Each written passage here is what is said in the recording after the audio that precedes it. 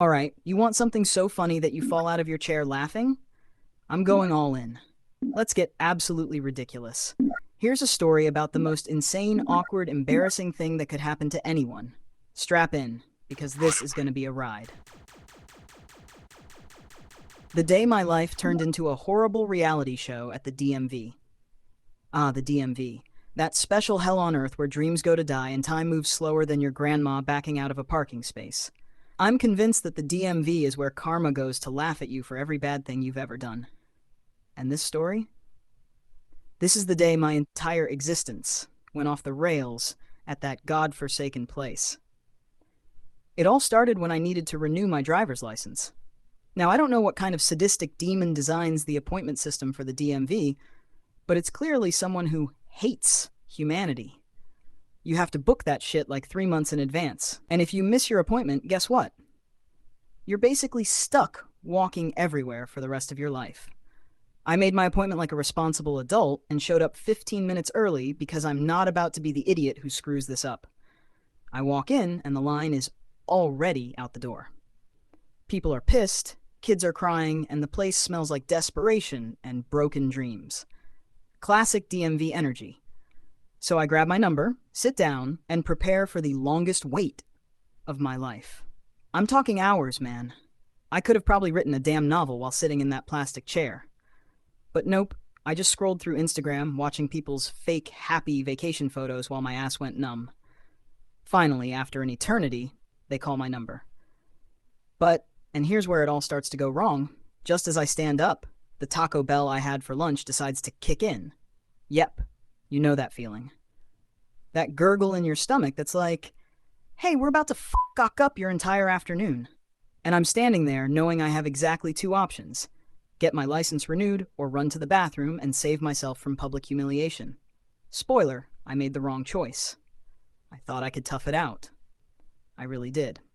I walked up to the counter trying to play it cool, but inside, it was like a war zone. My intestines were staging a revolt, and I was seconds away from a disaster that would make national headlines. The lady behind the counter, let's call her Brenda, looked like she was born at the DMV. I'm convinced she came out of the womb holding a clipboard and a scowl. She wasn't having any of my shit, literally or figuratively. License and registration, please, she said, like she was reading it off a script. Meanwhile, I'm over here trying not to sweat through my shirt like a psychopath. I hand her my documents, and as she starts typing, I feel it. The fart. The one you can't trust. You know what I'm talking about. The one that's like, I could either be heir or the most catastrophic event of your life. Roll the dice. I'm in full panic mode now.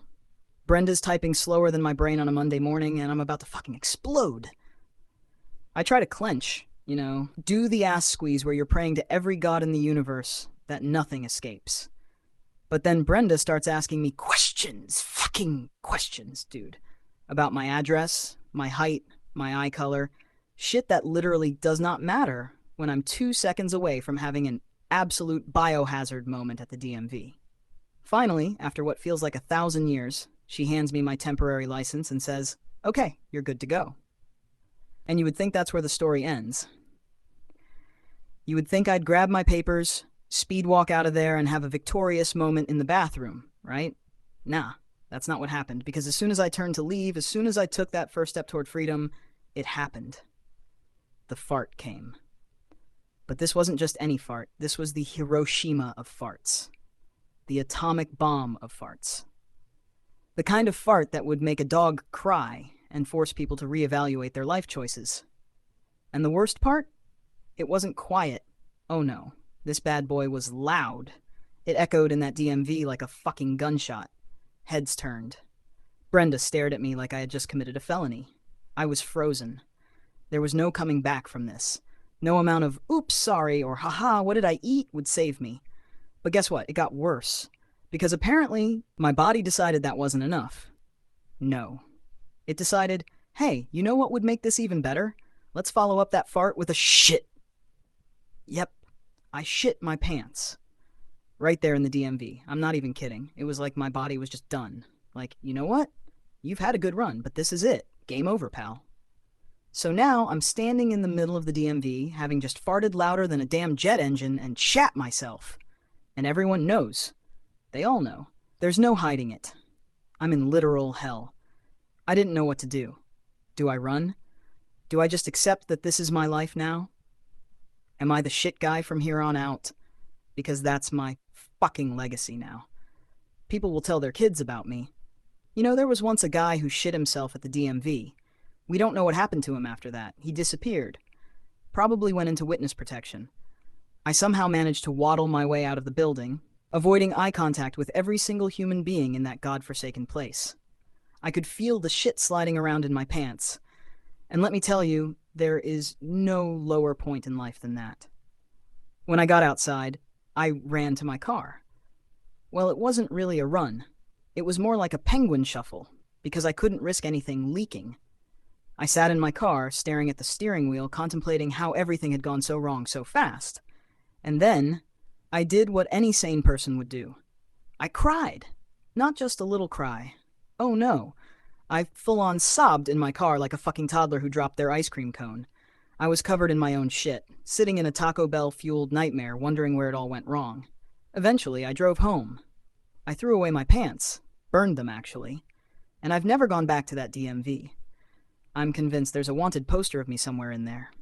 Beware, the shit guy. So, there you have it. That's the day I not only embarrassed myself in public, but also committed an unspeakable act in front of a room full of strangers. And if you think I'll ever live this down, you're wrong. I'm pretty sure that haunted fart will follow me to my grave. You still with me?